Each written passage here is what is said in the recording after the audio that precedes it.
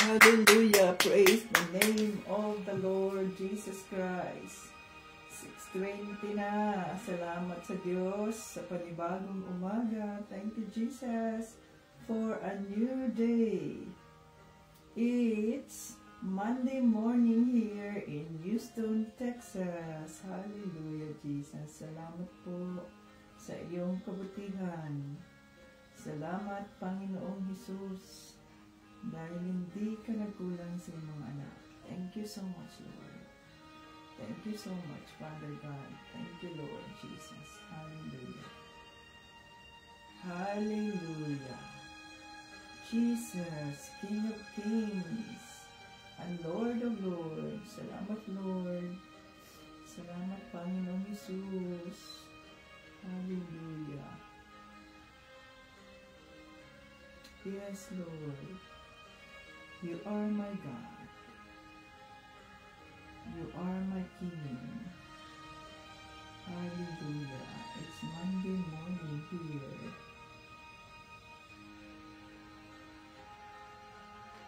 Yes, Jesus.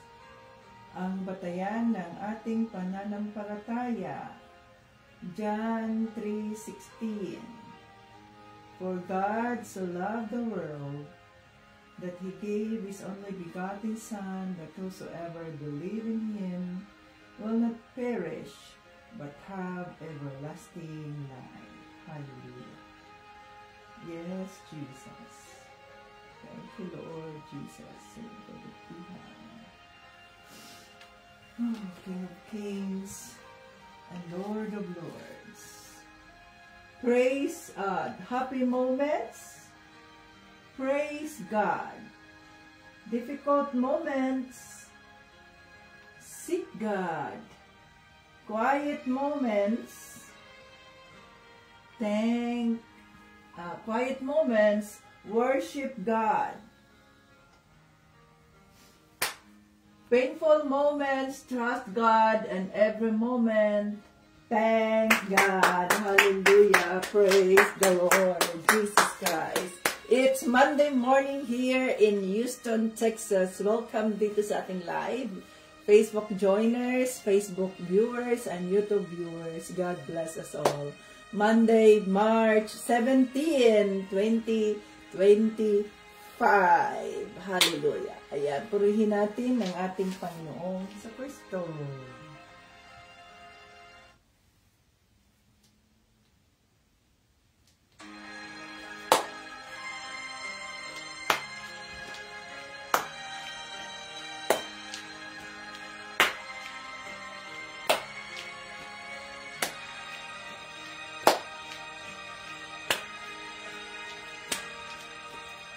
Pagising sa umaga, kay ganda, kay ganda, kay ganda ng mundong ginawa niya. Ngayon ko lang nakita ang ganda ng mundo. Salamat sa Diyos at ako'y binago. Yes, Lord Jesus, thank you, Lord.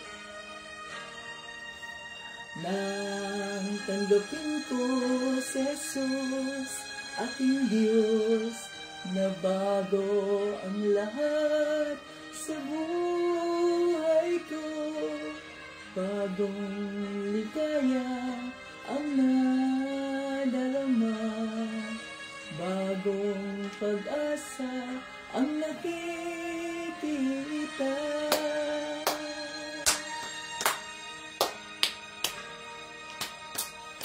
Lahat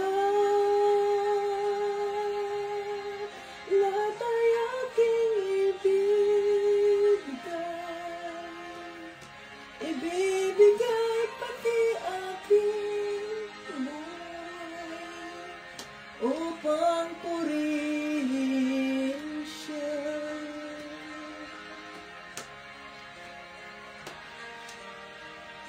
Lahat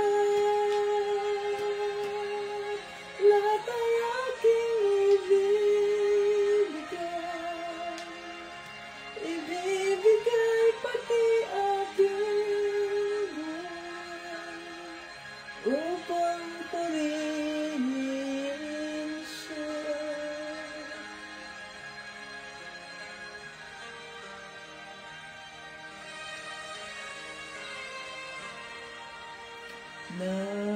Nag-uumapaw ang aking saya, pagmamahal niya ang nadarama, kay ganda ng buhay na nasa kanya.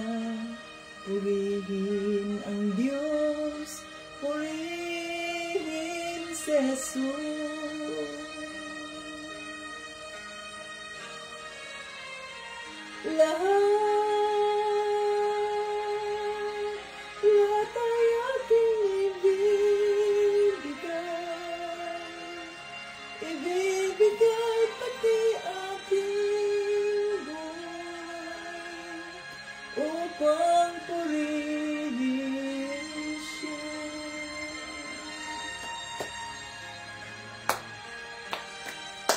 Lahat ay aking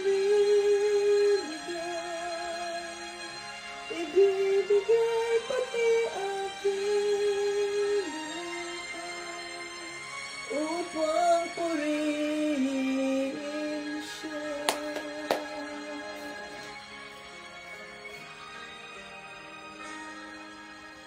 Oh, hallelujah, Lord Jesus. Sinasamba ka namin sa Espiritu at sa katotohanan. Yes, Father God, mangusap po kayo.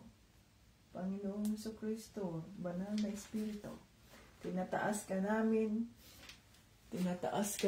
Panginoong Jesus, sa live na ito, tinataas ka namin sa aming mga buhay, tinataas ka namin sa aming mga pamilya, tinataas ka namin, Panginoong Jesus, sa aming barangay, sa aming syudad, sa aming dalawigan, sa aming bansang Pilipinas. Tinataas ka namin dito sa Texas, itinataas ka namin dito sa Houston, sa Texas, sa Amerika, Father God, in the name of Jesus. Oh, hallelujah. Salamat dahil kami ay ligtas sa anumang kapahamakan, sapagkat ikaw ang aming Diyos na pinaniniwalaan. Ikaw ang iyong banal na Espiritu ang aming gabay. Andito po kami, nagpapakumbaba sa trono ng iyong kaawaan. Kinikilala namin na wala kaming magagawa kung wala ka. Panginoong Jesucristo, tingnan mo ang aming mga isipan, ang aming mga puso, linisin mo kami. Patawarin mo kami sa aming mga nagawang kasalanan upang kami ay maging karapat-dapat sa iyong kaawaan. Hallelujah. We welcome the Holy Spirit in our midst today. Come, Holy Spirit, I need you now. I need your anointing, come in your power. I love you, Holy Spirit, you captivated my soul, and every day I learn to love you more. Come, Holy Spirit, I need you now. I need your anointing, come in your power. I love you, Holy Spirit, you captivated my soul, and every day I learn to love you more. I'm reaching for your heart, you hold my life in your hands, drawing me closer to you. I feel your power renewed. Nothing compares to this place where I could see you face to face. I worship you in spirit and in truth. I'm reaching for your heart. You hold my life in your hands, drawing me closer to you. I feel your power renewed. Nothing compares to this place where I could see you face to face. I worship you in spirit and in truth. We worship you in spirit and in truth. Hallelujah, Father God, in the name of Jesus. Sinasamba ka namin sa Espiritu at sa katotohanan. Holy Spirit, we welcome you in our midst. Sinasabi mo sa mga salita, 2 or 3 gathered in your name, you are in our midst. In the name of Jesus Christ, we acknowledge you, Holy Spirit, to dwell upon us and open the eyes of our hearts to understand the truth. And the truth will set us free. Oh, hallelujah. Yes, Father God, dinideklara namin na ang live na ito ay holy, sanctified by the blood of Jesus.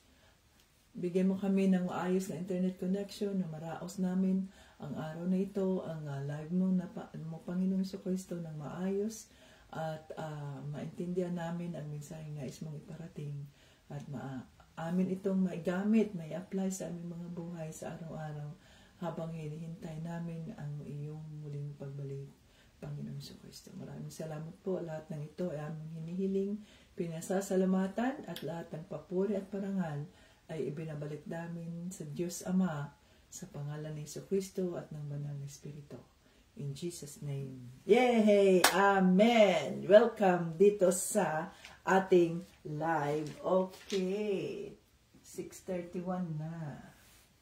Tingnan natin.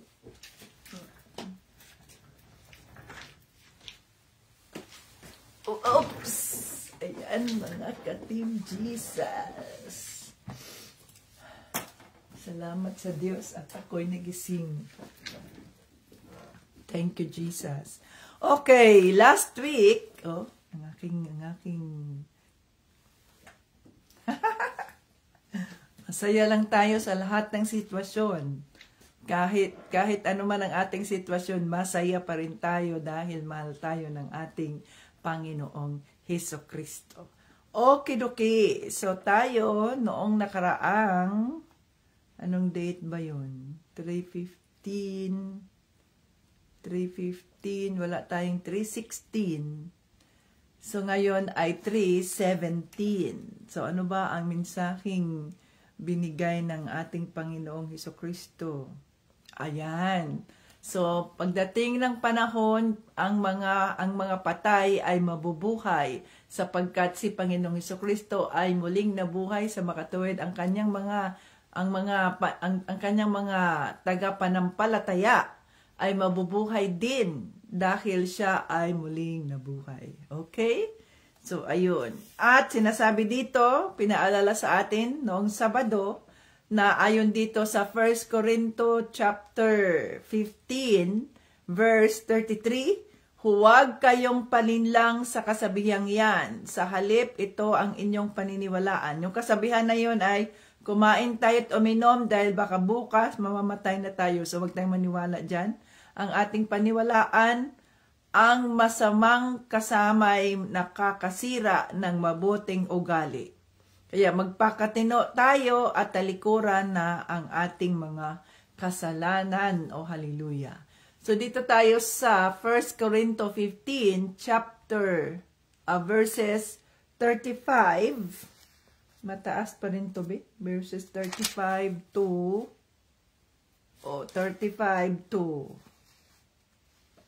43, 51. Di ko alam kung saan. Basta verses 35 kung hanggang saan gusto ng Holy Spirit. Ang katawan sa muling pagkabuhay. So, anong mangyayari sa ating katawan kung tayo ay muling mabuhay, mga ka-Team Jesus? Ang aking bangs, ay mataas na naman ang aking bangs. Bangs. So, basahin na natin to para maintindihan natin ang mensaheng nais iparating ng banal na Espiritu. Okidoki. Ang katawan sa muling pagkabuhay. 35.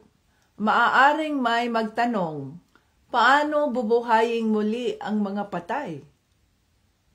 Anong uri ng katawan ang matatanggap nila? Ito ang sagot ko sa taong iyan na walang nalalaman. Ang inihasik na binhi ay hindi mabubuhay hanggat hindi ito namamatay. At kahit anong binhi ang itanim mo, trigo man o ibang binhi, magiging iba ang anyo. Ang anyo nito kapag tumubo na. Ang Diyos ang nagbibigay anyo sa binhing iyon ayon sa kanyang kalooban, at ang bawat binhi ay may kanya-kanyang anyo kapag tumubo na. Hallelujah. So, ang Diyos ang Diyos. At ano sabi dito?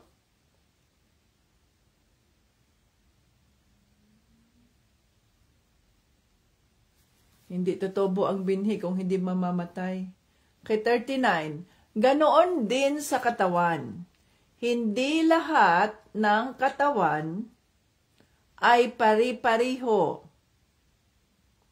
Iba ang katawan ng tao, ng hayop, at ng ibon at ng isda. 40. May mga katawang panlupa at may mga katawang panlangit, at ang bawat isa ay may kanya-kanyang kagandahan. Iba ang kagandahan ng katawan dito sa lupa, at iba rin naman ang kagandahan ng katawan doon sa langit. Iba ang ningning ng araw sa ningning ng buwan, at iba rin naman ang ningning ng mga bituin, at kahit ang mga bituin ay may iba't ibang ningning. Ganyan din sa muling pagkabuhay ng mga patay. Ang katawang inilibing ay mabubulok, ngunit kapag ito'y muling binuhay, hindi na ito mabubulok kailanman.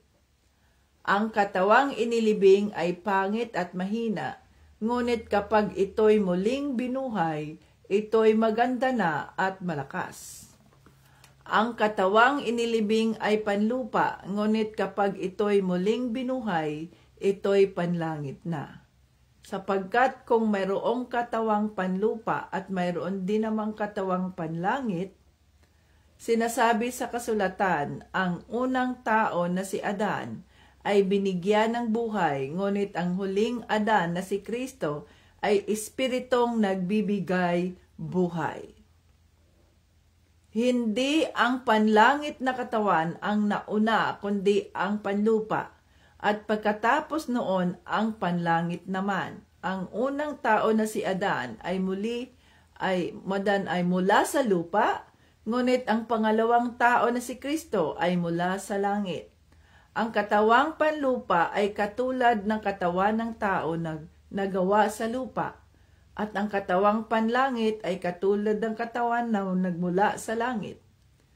Kaya't kung paanong ang katawan natin ngayon ay katulad ng kay Adan, na nagmula sa lupa, darating ang araw na ang katawan natin ay magiging katulad kay Kristo na nagmula sa langit. Mga kapatid, nandito na tayo sa 50. Ito ang gusto kong sabihin, ang ating katawan na binubuo ng laman at dugo ay hindi magkakaroon ng bahagi sa paghahari sa Diyos. Ang katawang ito na nabubulok ay hindi maaaring makatanggap ng buhay na walang hanggan. Ngunit, makinig kayo dahil may sasabihin ako sa inyo na isang lihim. Hindi lahat sa atin ay mamamatay, ngunit tayong lahat ay bibigyan ng bagong katawan. Sa isang iglap, sa isang kisap mata, kasabay ng pagtunog ng huling trompeta. Hallelujah! At sa pagtunog ng trompeta, muling bubuhayin ang mga patay at bibigyan ng katawang hindi nabubulok. At tayong mga buhay pa ay bibigyan din ng bagong katawan, sapagkat itong katawan nating nabubulok at namamatay ay dapat mapalitan ng katawang hindi nabubulok at hindi namamatay. At kapag ang katawang ito na nabubulok at namamatay ay napalitan na ng katawang hindi nabubulok at hindi namamatay, matutupad na ang sinasabi sa kasulatan. Nalupig na ang kamatayan, ganap na ang tagumpay. Nasaan o kamatayan ang iyong tagumpay? Nasaan na ang iyong kapangyarihan? O yun yung death, where is your sting? Yung kanyang kamandag. Sabi dito, nasaan na yun? Where, O death, is your victory? Where, O death, is your sting? O, yan yun. Nasaan o kamatayan ng iyong tagumpay? Nasaan na ang iyong kapangyarihan? May kapangyarihan lamang ang kamatayan sa atin dahil sa kasalanan, at may kapangyarihan ang kasalanan sa atin dahil mayroong kautusan. Ngunit salamat sa Diyos dahil binigyan niya tayo ng tagumpay sa mga bagay na ito sa pamamagitan ng ating Panginoong Hesukristo.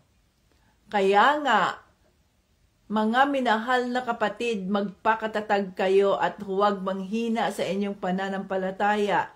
Magpakasipag kayo sa gawaing ibinigay sa inyo ng Panginoon dahil alam ninyo na hindi masasayang ang mga paghihirap ninyo para sa Kanya. Oh, hallelujah. Dito sa English, therefore, my dear brothers and sisters, stand firm. Let nothing move you. Always give yourselves fully to the work of the Lord, because you know that your labor in the Lord is not in vain. Your labor in the Lord is not in vain. Hallelujah. Yan ay nasa 1 Corinthians 15, chapter 15, verse 58. Hallelujah. Father God, in the name of Jesus, salamat po sa mga salita. Holy Spirit, salamat po at buksan mo ang mata ng aming mga puso upang maintindihan namin ang mensaheng nais mong iparating sa oras na ito. Sa pangalan ni Jesus, itago mo po ang iyong lingkod upang hindi ako ang makikita, kundi ang makikita ay ang kabutihan, ang kaawaan, ang kapangyarihan, ang pagmamahal na walang hanggan ng Diyos Ama. In Jesus' name, Amen. Okay. So pag-usapan natin dito, mga ka-Team Jesus, ang mensaheng nais iparating ng banal na Espiritu. So, sinasabi rito na paano daw bubuhayin muli ang isang katawan. So, itong ating katawan, ito dahil ito ay galing sa lupa, kaya ito ay mabubulok siya. Yung yung laman at ang dugo nito, kapag wala ng buhay, ay mabubulok na. No? Mabubulok siya. So, ibig sabihin nun, hindi na ito, alimbawa, ang katawang lupa ng taong ito, ay dahil siya ay abusado sa kanyang katawan, so, maaring siya ay, yung sinasabi nating, marami siyang sakit, marami siyang cancer, no, sa kanyang katawan. O paano ngayon yung katawan na yun na masakitin, yung mahina na katawan na yun, yung may cancer na yan, yung may ganito.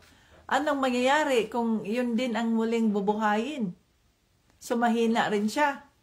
No, ang sabi dito ni Pablo, itong katawang lupa na ito ay mahina at nabubulok. Hindi ito ang muling mabubuhay, kundi ang katawang bubuhayin ay ang panibagong katawan, magkaroon ng panibagong katawan ang tao na hindi nawala ng sakit.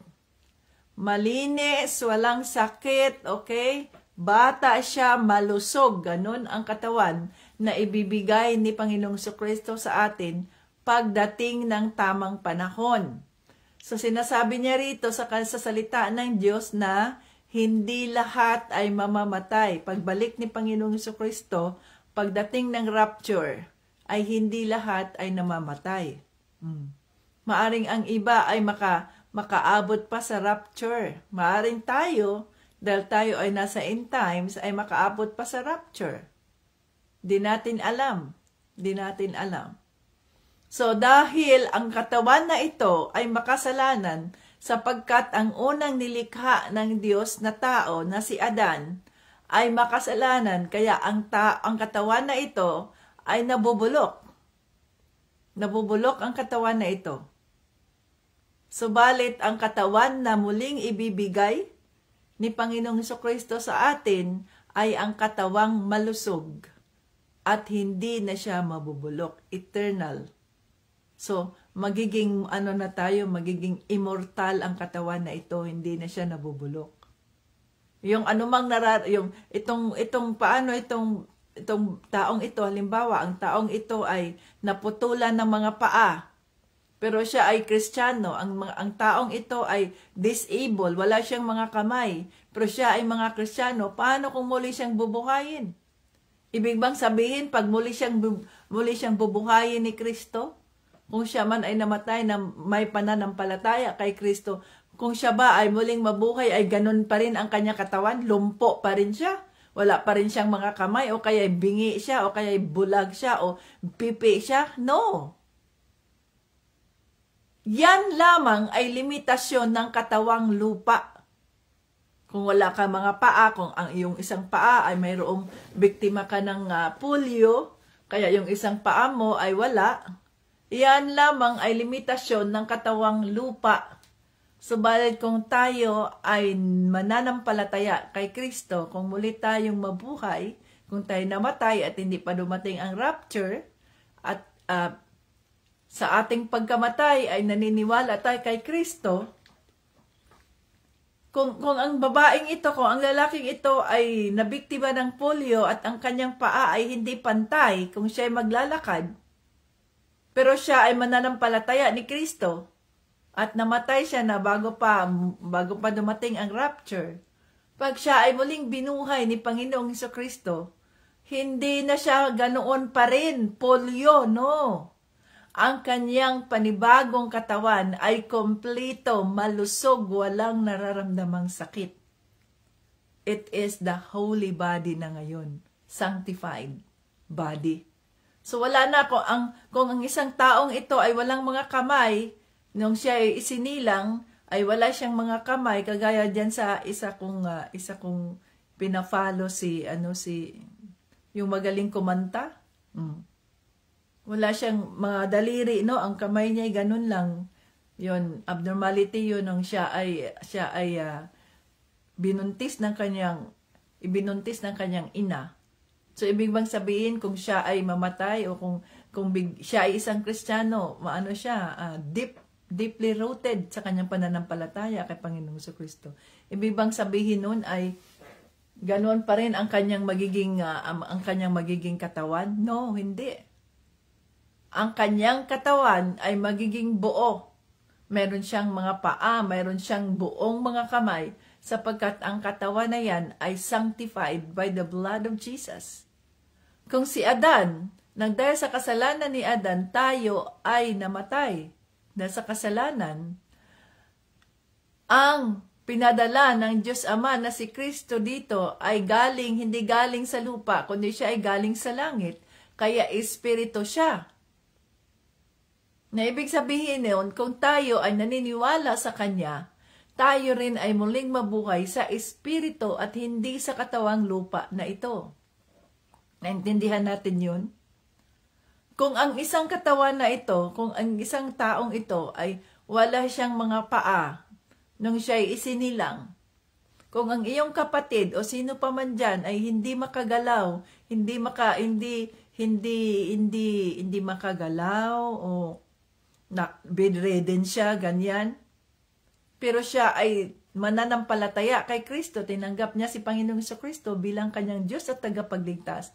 Kung siya ay mamatay na hindi pa dumating muli si Panginoong Jesucristo, siya ay muling mabuhay, subalit hindi na yung bedridden na katawan niya, kundi ang katawang malusog. Ang katawang walang sakit, ang katawang pugi at ang katawang maganda. Yan ang katawang espiritual. Sapagkat si Adan ay galing sa lupa, hinubog si Adan sa lupa, di ba? Tayo, itong katawan natin ay hinubog sa lupa. Pero ang katawan ni Kristo, si Panginoong Jesucristo, mula siya sa espiritu. hindi nagkaroon ng intercourse o kaya hindi nagkaroon ng sabihin nating sinasabi nating processing ng cell, ang katawan ni Kristo ay walang sabihin nating genes na nanggaling kay Maria at nanggaling kay Joseph. Kasi walang nangyaring fertilization kay Jesus. Tandaan natin, kung ang tatay at nanay, pag sila nag-lovemaking, ang egg cell at ang sperm cell ay nagkakasundo, di ba? Meet halfway, mag-meet sila, ang sperm cell ay papunta doon sa fallopian tube na kung saan naghihintay doon ang mature egg cell. At kung sino ang mapalad na sperm cell, either lalaki or babae, pag unang nakapasok doon sa egg cell, yun, magsasara kaagad yung egg cell na yon at doon sa loob magkakaroon ng fertilization na yun na ang umpisa ng isang panibagong buhay. No? So magmix yung egg cell at ang sperm cell upang mabuo ang isang fertilized egg. Kung saan 23 chromosome yan ay nanggaling sa nanay at 23 chromosome ay nanggaling sa tatay. Yan ang katawang lupa. Yan si Adan, mula sa lupa. Ngunit, si Panginoong Jesucristo ay hindi siya na-fertilized egg. Si Mary ay isang instrumento lang. So parang siya ay carrier of the baby. So kung sa introversion, ano ba yung tawag niyan? Yung halimbawa, surrogate ka lang ba? Kung ikaw ay surrogate mother, so yung hindi na-fertilize ang egg na yan in you. So yung fertilized egg na yan ay na yan? Doon sa tube, fertilize, halimbawa yung nanay at tatay ay hindi kaya, yung nanay ay hindi niya kayang i-carry yung baby na yon sa kanyang tiyan. No, dahil nagkakaroon siya ng maraming miscarriages, no? So, ang gagawin ng doktor na ang mahal-mahal niyan, mga milyon-milyon, halimbawa, ay magkaroon ng pipili yung doctor ng matured egg cell ng babae, ipipreserve yan. At ang kanyang asawa namang lalaki ay magkaroon ng ejaculation at itong mga sperm cell, itong mga semen na makikita ay ilagay sa microscope at hanapin dito kung anong gusto nila, twins, dalawa, babae at lalaki, okay, babae at lalaki ang kukunin at yun ay magkaroon ng fertilization doon mismo sa tube. At kung na-fertilize na ang egg, hanap sila ng surrogate. Yun ang kahulugan ng surrogate. Na ibig sabihin nun ay i-inject sa loob ng iyong fallopian tube dito, no, doon, vitro injection, ipasok doon sa iyong fallopian tube, sa iyong uterus, itong fertilized egg na to, at ikaw ay mag-bedridden ka, ingatan ka, alagaan ka ng doktor, hindi ka pwedeng tumayo, maghiga ka lang, ganyan, no? Bedridden para ma-stable doon sa iyong uterus, itong batang ito, nang sa ganoon ay ma-develop siya, so magkaroon siya ng nourishment doon sa iyong placenta. So ganon ang nangyari kay Panginoong Jesucristo. Pinasok na sa uterus ni Mary si Jesus. So hindi nagkaroon ng fertilization doon mismo sa loob ng katawan ni Mary. So si Mary ay a surrogate. Naintindihan natin yun? Ang nangyayari kasi sa mga Katoliko ay ini-emphasize nila si Mary, Mother of God. Hindi Mother of God si Mary. Si Mary ay isang surrogate. Si Mary ay conceived by the Holy Spirit, yung kanyang tiyan, yung nasa loob ng kanyang tiyan. Hindi nagkaroon ng fertilization si Mary. Naintindihan natin yun? At dati hindi natin yun naintindihan. Akala natin ay mother si Mary ni Jesus. Hindi siya mother, sa totoo lang. Kasi Jesus is from the heaven. He is a spirit and the word became flesh. Pero ang nangyari ay ini-emphasize ng Katoliko si Mary at binibigyan pa siya ng emphasis, binibigyan marami pang mga iba-ibang marami pang mga iba-ibang imahe at dibulto si Mary. That is idolatry and that is blasphemy and that is not from the Word of God. Yan ay ginawa lamang ng mga priling Kastila galing sa Espanya na lokohin ang mga Pilipinong walang kaalam-alam, mga Pilipinong mangmang. Si Panginoong Jesucristo ay hindi na fertilized egg sa loob ng sinapupunan ni Mary.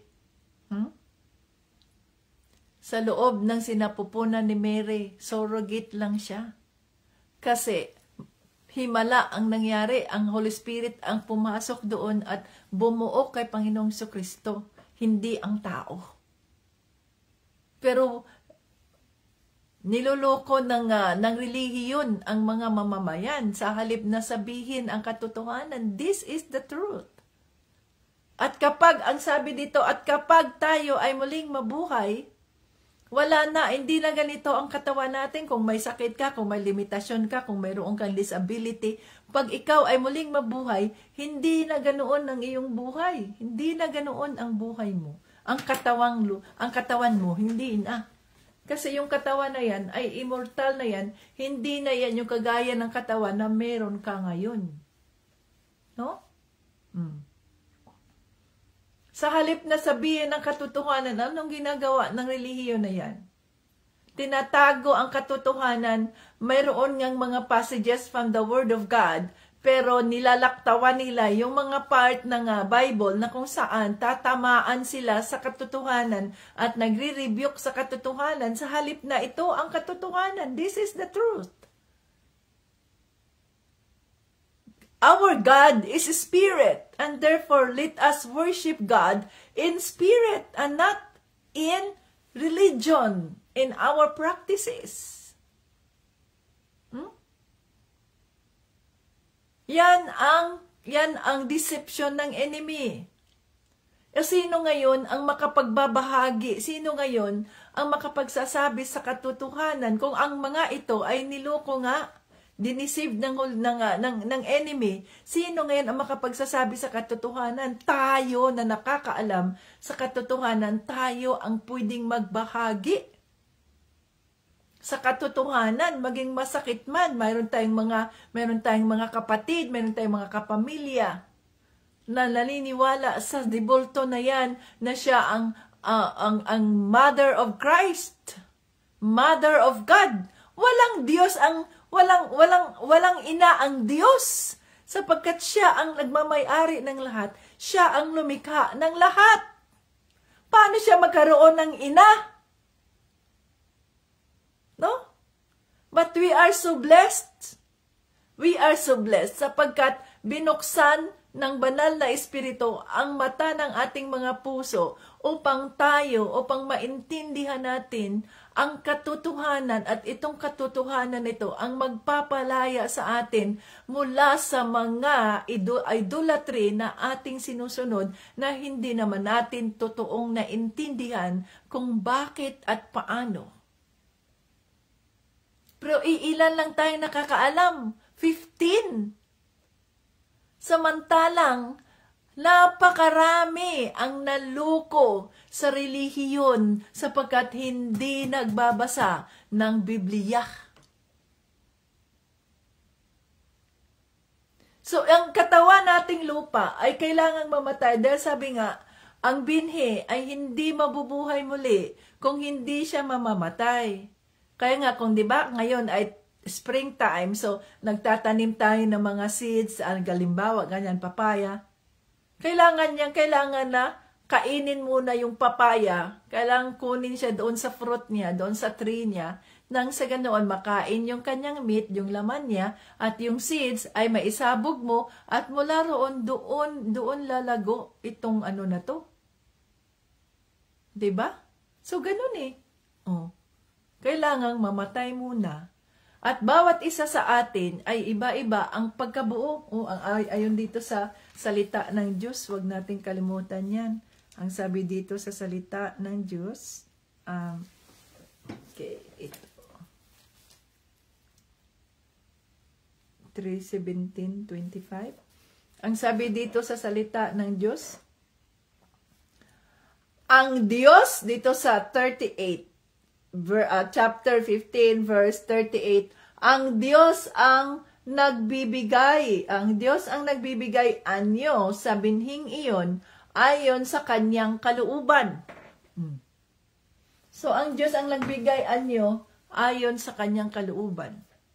Sa makatuwid, mga ka-Team Jesus,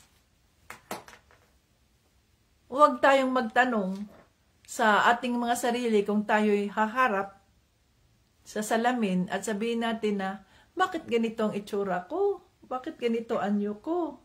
Bakit hindi kagaya sa kanya? Ba't hindi kagaya sa kanya? No. Ang Diyos, the great I am, the God the Father, ang nagdidesisyon kung paano niya tayo hubugin, anong itsura natin. But, bottom line, we are created in the image and likeness of God. No? Ang sabi dito sa salita ng Diyos, ang sabi dito sa 1 Corinto chapter 15 verse 58, kaya nga mga minahal na kapatid, magpakatatag kayo at huwag manghina sa inyong pananampalataya. Magpakasipag kayo sa gawaing ibinigay sa inyo ng Panginoon dahil alam ninyo na hindi masasayang ang mga paghihirap ninyo para sa Kanya. So yun dapat ang ating pagtutuunan ng pansin habang tayo ay buhay pa, mga ka-Team Jesus. Kung tayo ay buhay pa, yan dapat ang bigyan natin ng pansin. No? Ang gawin ang ating katawagan habang tayo ay may pagkakataon. Habang tayo, so gawin daw nating mabuti yung ating katawagan. Let's do our best. Kung anuman ang katawagan na binigay ng Diyos sa atin para sa Kanyang kaharian, let's work hard and do our best. Sapagkat hindi masasayang ang ating mga ginagawa para kay Panginoong Kristo. If we do this, kahit yung ibang tao ay dinidiscourage tayo na makinig sa salita ng Diyos, kahit yung ibang tao ay nire-reject ang salita ng Diyos sa ating mga pagbabahagi sa kanila. Pero nagpatuloy pa rin kayo, nagpatuloy pa rin tayo magbahagi sa salita ng Diyos sapagkat mahal mo si Kristo, sapagkat mahal mo ang iyong kapatid, sapagkat mahal mo ang iyong mga anak, sapagkat mahal mo ang nanay at tatay mo, mahal mo ang pinsan mong ito, mahal mo siya at ayaw mo na mawala siya sa presensya ng Diyos, kaya kahit na nagre-reject siya, kahit tinatanggihan niya ang iyong pagbabahagi sa salita ng Diyos, patuloy ka pa rin na nagpapakita ng kagandahang loob sa Kanya. Patuloy mo pa rin siyang pinagdadasal. Patuloy mo pa rin siyang minamahal sa kabila ng anumang rejection, sa kabila ng anumang pagtanggi, sa kabila ng hindi pagpapansin niya sa iyo. Ay nagpapatuloy ka pa rin sa pagpapahagi ng salita ng Diyos. Nagpapatuloy ka pa rin sa pagpupost ng salita ng Diyos kahit ang iba ay tumatanggi, kahit ang iba ay nag-unfriend sa iyo, kahit ang iba ay hindi ka pinapansin sa mga messages mo. Kung ang lahat ng ito ay ginagawa natin para sa Diyos, para kay Panginoong Jesucristo, ang lahat ng ito ay hindi masasayang. Ang lahat ng ito ay nakarecord Yung effort na ginawa mo para kay Panginoong Kristo. Yes, Lord, I do this for you, Lord Jesus. Yung effort na yan, ay hindi yan nasasayang kung ito ay ginagawa natin para sa Kanya. Oh, hallelujah. Kaya huwag tayong mawala ng pag-asa. Huwag tayong manghina. Oh. Sabi dyan, huwag tayong manghina. Anong sabi? Huwag tayong manghina. Oh? Sabi dyan, therefore, my dear brothers and sisters, stand firm. Magpakatatag tayo. Ha? Let nothing move you. Always give yourselves fully to the work of the Lord, because you know that your labor in the Lord is not in vain. Ha? Magpakatatag kayo at huwag manghina sa inyong pananampalataya. Magpakasipag kayo sa gawaing ibinigay sa inyo ng Panginoon. Dahil alam ninyo na hindi masasayang ang paghihirap ninyo para sa Kanya. Oh, hallelujah, Jesus. No? Ang ganda ng inspiration o kaya paalala sa atin ng banal na Espiritu. Minsan ay napapagod tayo, pagod na ako, ay pagod ang katawan ko doon sa sa Bundisi, nagmo kami last Saturday, nanguha ng mga dahong laya dahil ang gulo-gulo na, no? Hindi pa nabenta ang bahay ng Diyos. Si Tito Bryant ay napagod na. Sabi niya, I'm sick in here. Wala na siyang pasensya. So ako naman ay sabi ko sa kanya na, next time, ihatid mo lang ako kasi this is what I want to do. I enjoy doing this. No? Nangunguha ng mga dahon, nakikita ko, nalilinisan ko ang bahay ng Diyos. I am enjoying it. Dahil ginagawa ko ito para kay Panginoong Jesucristo. Ginagawa ko ang gumising ng maaga kahit pagod ako, kahit hindi ako nakatulog. Bakit? Dahil ginagawa ko ito para sa Diyos. So kung tayo ay napagod na, kung tayo nanghina na, dahil hindi nangyayari yung ini-expect natin, yung inaasahan natin, bumalik tayo sa Panginoong Hesus. Kung tayo ay nagabagabag, nag-anxious tayo sa ganito, bumalik tayo sa presensya ng banal na Espiritu.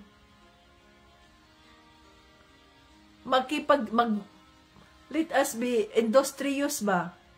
Na magsipag tayo para sa Panginoong Hesus.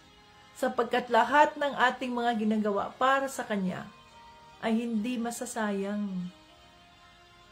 Huwag tayong manghina sa ating paglilingkod sa Kanya, kundi mas lalo pa nating ipakita sa demonyo na seryoso tayo sa ating mga desisyon na sundin ang kalooban ng banal na Espiritu sa mga buhay natin.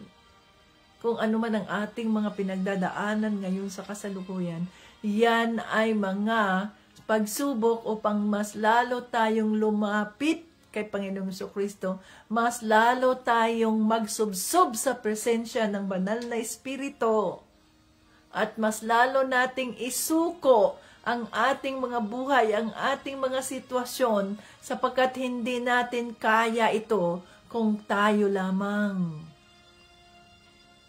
Hindi natin kaya. Kailangan natin ang tulong ng Diyos, ang Kanyang kapangyarihan, ang Kanyang himala sa mga buhay natin. See? Pinapaalalahanan tayo ng banal na Espiritu. We are the workers in the vineyard of God. Team Jesus. Hindi tayo hanggang tagapakinig lang.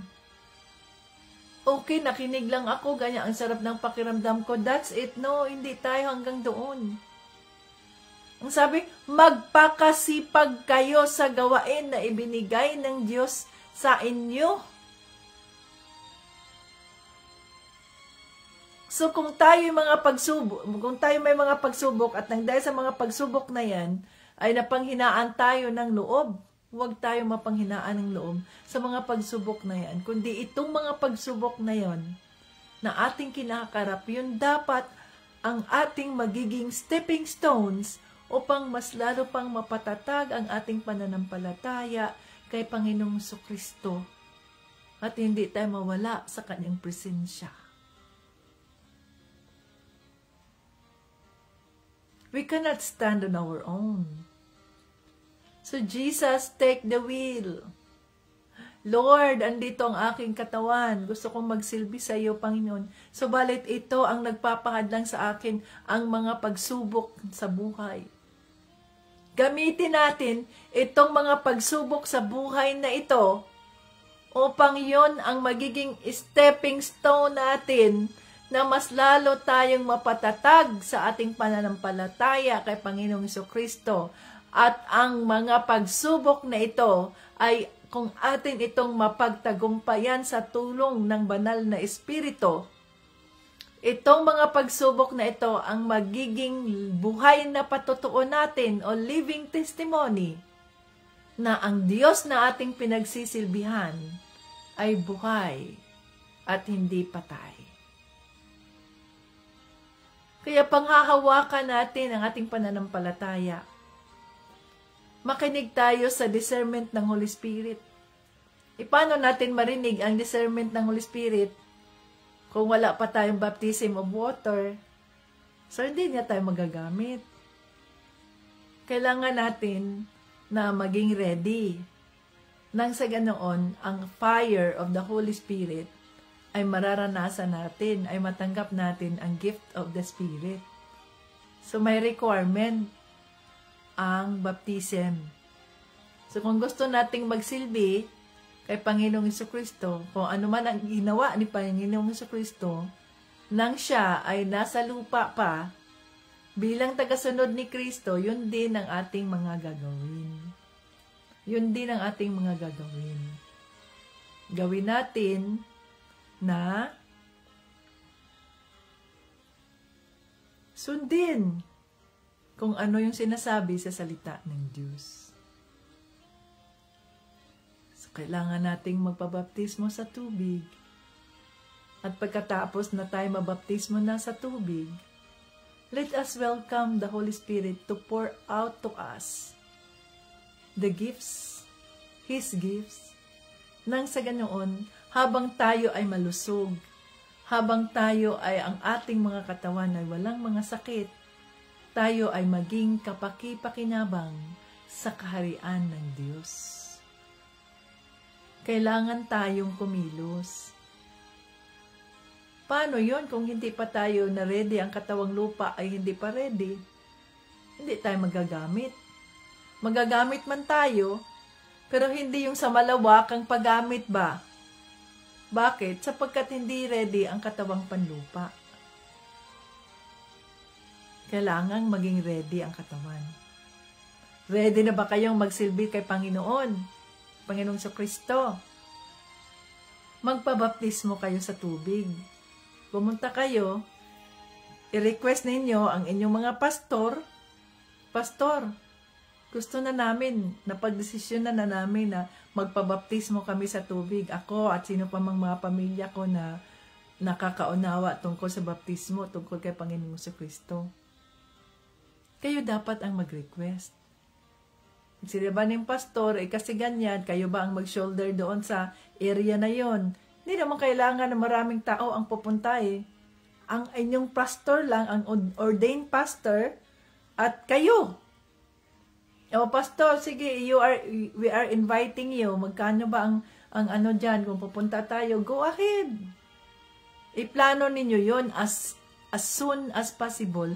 Huwag kayong mag-delay. Huwag kayong procrastination is not of the Lord. Ang procrastination, yung bukas na lang bukas na lang, tandaan natin, maraming bukas, hindi natatapos ang bukas. Dapat ay maging agresibo tayo pagdating sa ating Panginoong Jesucristo. Huwag tayong magpaluya-luya ba? Yung mahina, okay, sige, wala pa palang schedule. No.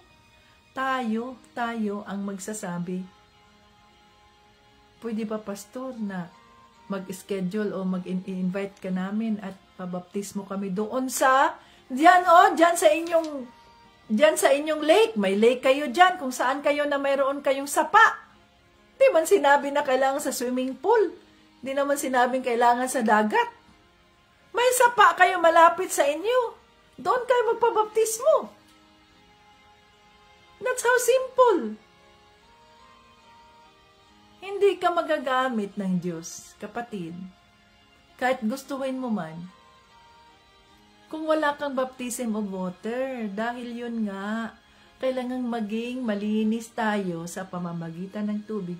Yung katawang lupa ni Panginoong Jesucristo, bago siya ginamit, bago nag-umpisa ang kanyang ministry dito sa lupa, ang kanyang katawang lupa ay marumi. Kahit wala siyang kasalanan, pero ang katawang lupa niya ay marumi. Dahil nga isinilang siya sa pamamagitan ng tao. So, kailangan ang kanyang katawan ay malinis.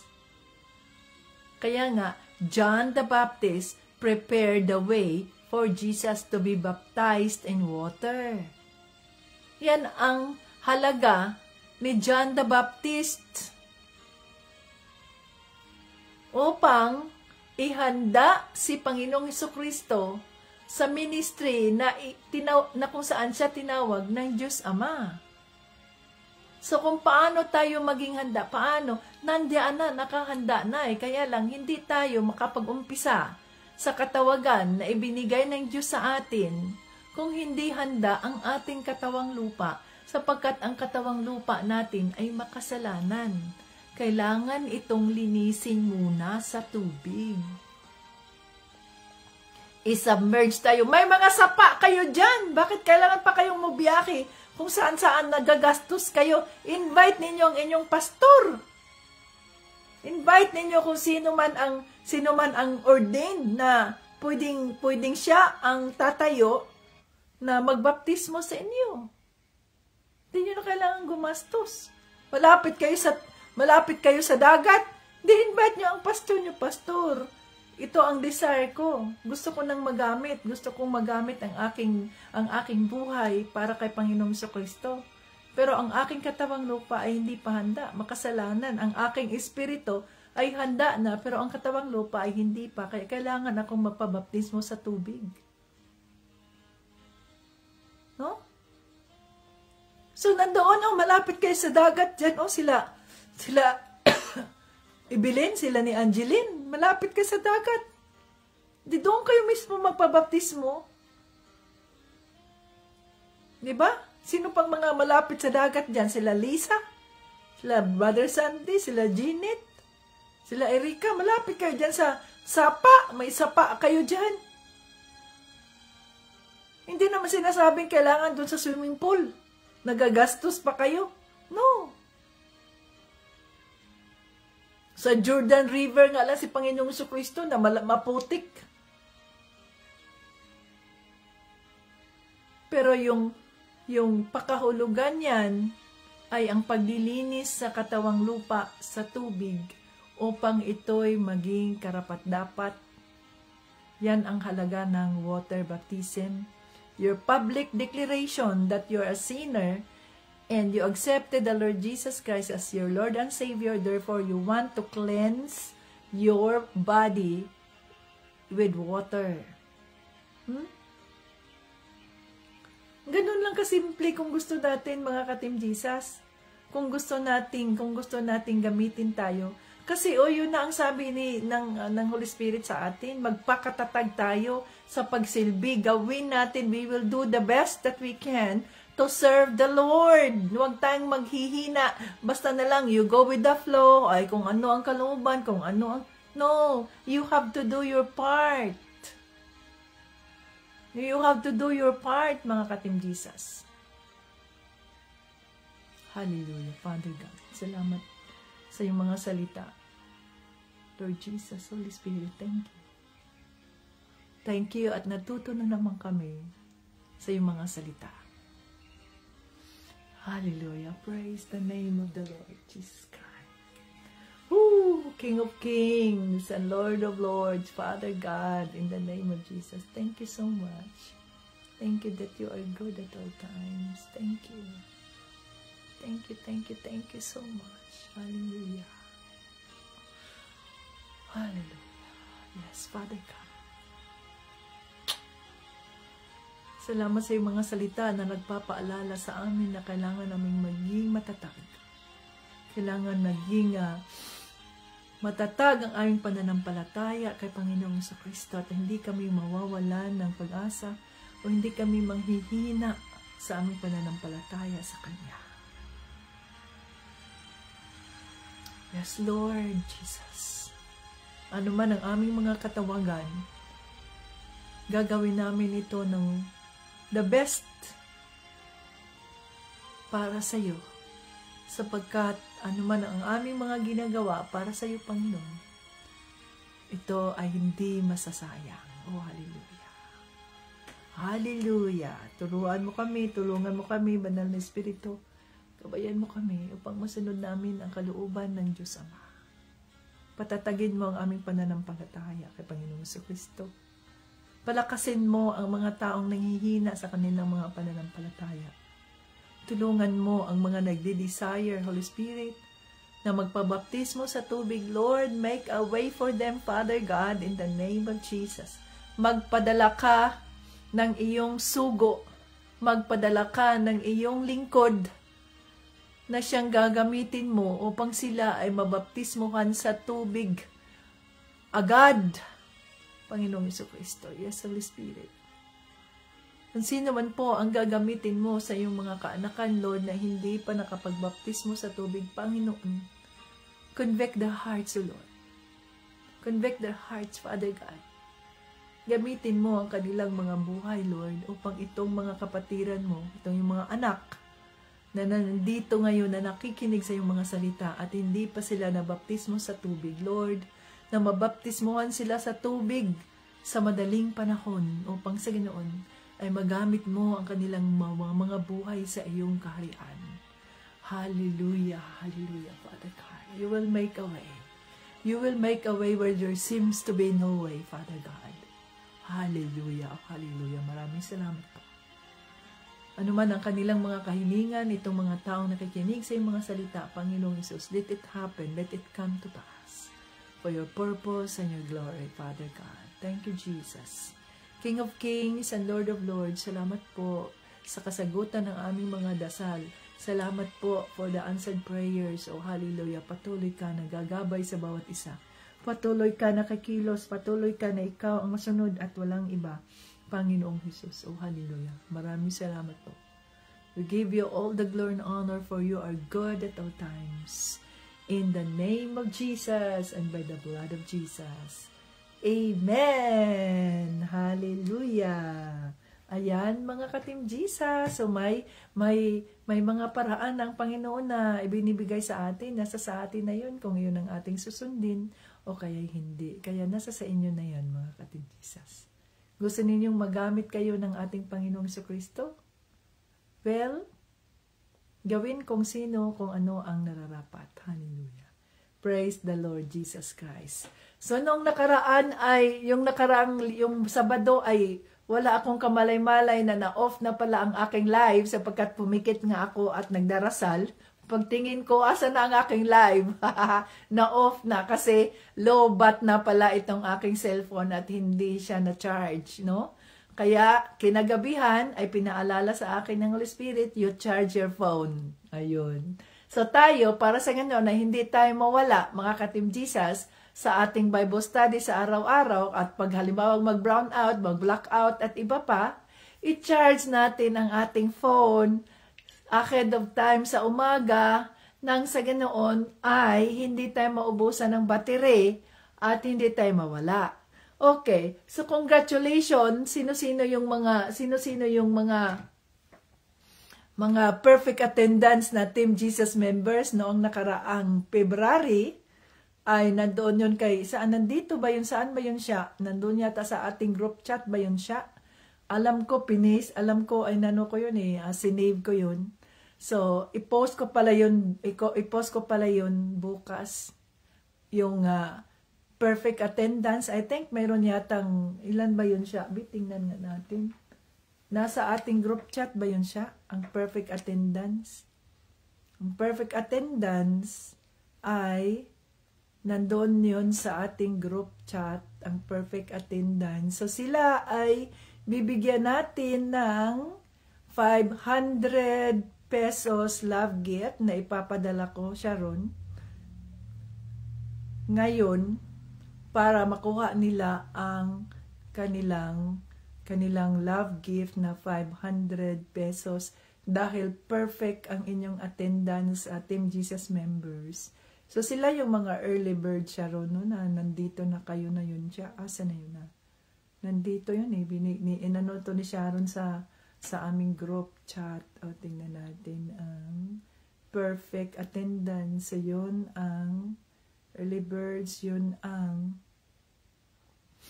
sinabi ng Holy Spirit sa akin, yung conviction ng Holy Spirit sa akin. Sabi niya ay bigyan mo ng love gift ang mga complete attendance. Hala kayo dyan, Team Jesus members, na hindi kayo nagjo-join sa ating Bible study dahil wala kayong cellphone. Na, ayan, dito. Asa na yun, Sharon? Nawala, Sharon. Early birds until last. Okay, early birds daw. Perfect attendance. Early birds. Ayan, no? Sibi, i-copy paste ko nga to, copy. Okay? Si Tita Jolie, si Leah, Evelyn, Abby, Tricia, Doreen, Erika, 1, 2, 3, 4, 5, 6, 7. Ama si Sharon, wala ka attendance, Sharon? Sharon. Tita Jolie, Leah, Evelyn, Abby, Tricia, Doreen, Erika. So, kayo ay mayroong 500 pesos. So, ipapadala ko yan kay, siguro kay ano, no? Basta ipapadala ko yan. Papadala ng Holy Spirit yan. So, congratulations sa inyong lahat, Team Jesus members. So, kayo ay gusto ninyong mapasama sa ating Team Jesus membership. Ano na yon? Maging kompleto ang inyong attendance mula sa January, February hanggang March. So, 3 months. Pag 3 months kayo na complete attendance at nakapagbaptismo na kayo sa tubig, ayan, pwede na kayong ma-welcome natin sa ating Team Jesus membership at maka-join kayo. So, thank you, Jesus, for everything. Hanggang sa muli, Jesus loves us. So, yung mga Team Jesus members na hindi nagjo-join daily ng ating Bible study, no? Marami ng mga absences hanggang June kayo. Pag hindi pa rin ninyo nagawa yan, wala, laglag kayo sa Team Jesus membership. Pero pwede pa rin kayong mag-join kung anong availability ninyo. God bless sa ating lahat. Hanggang sa muli, Jesus loves us. Bye-bye.